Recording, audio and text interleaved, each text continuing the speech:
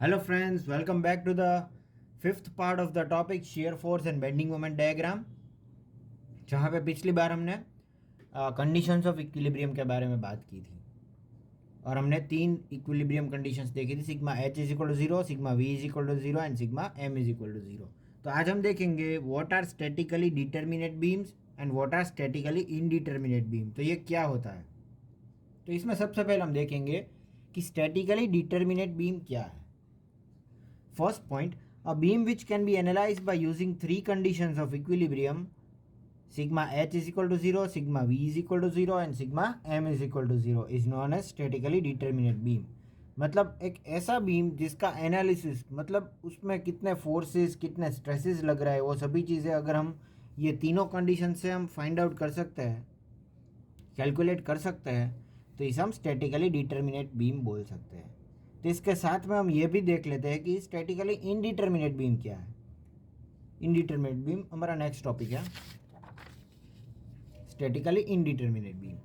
A beam which can not be analysed by using three conditions of equilibrium, मतलब ये तीनों condition से अगर हम ये सभी फोर्सेस और स्ट्रेसेस फाइंड आउट नहीं कर सकते तो इसे स्टैटिकली इनडिटर्मिनेट बीम बोलेंगे। तो ये हो गया हमारा first definition for statically determinate beam और स्टैटिकली इनडिटर्मिनेट बीम। फिर हम देखेंगे second point, if the unknown reactions are 3 और less than 3 it can be found using this three conditions, thus it is said to be statically determinate. मतलब कि कोई भी beam में अगर रिएक्शंस 3 या फिर लेस देन 3 है तो हम ये कंडीशंस ऑफ इक्विलिब्रियम से उसे सॉल्व कर सकते हैं।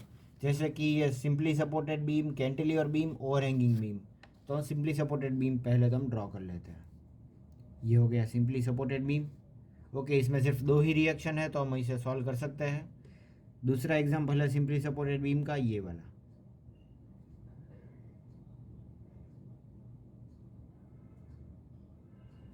एक तरफ हिंज और दूसरी तरफ रोलर।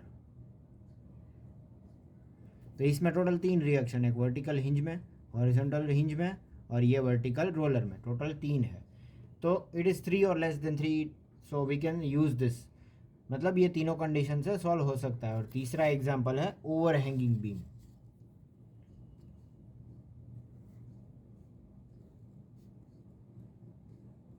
अगर दो सिंपल सपोर्ट है या फिर एक हिंज है और एक सिंपल है, एक पोर्शन ओवरहैंग है, तो ये भी हम मतलब लेस देन 3 रिएक्शन हो जाता है और इससे सॉल्व कर सकते हैं। तो इसे बोलते हैं डिटर्मिनेट बीम। और अगर unknown reactions are more than the equilibrium conditions, मतलब टोटल इक्विलिब्रियम कंडीशन हमें मालूम है 3 है, सिग्मा एच, सिग्मा वी और sigma M is equal to 0। अगर अननोन रिएक्शंस जो है, जो हमें नहीं मालूम, वो 3 से ज़्यादा है, मतलब इससे ज़्यादा है, तो हम इसे स्टैटिकली इनडिटर्मिनेट बीम बोलेंगे। जैसे कि for example fixed beam, fix beam है तो वो हम इस तरह से ड्रॉ कर पाएंगे, लाइक दिस। तो इसमें टोटल 3 रिएक्शंस एक सपोर्ट में, 3 रिएक्शंस दूसरे सपोर्ट में, मतलब एक में हॉरिजॉन्टल वर्टिकल मूवमेंट, यहाँ पे भी हॉरिजॉन्टल वर्टिकल मूवमेंट, तो टोटल हो गया 6। तो ये मोर देन 3 है, इसे हम एनालाइज नहीं कर सकते, सो इसे स्टैटिकली इनडिटर्मिनेट बीम बोलेंगे। फिर कंटिन्यूस बीम, तो कंटिन्यूस बीम के डेफिनेशन में भी यही कहता है कि ऐसा बीम जिसमें मोर देन 3 रिएक्शंस है तो उसे हम कंटिन्यूस बीम बोलते हैं। जैसे कि ये वाला,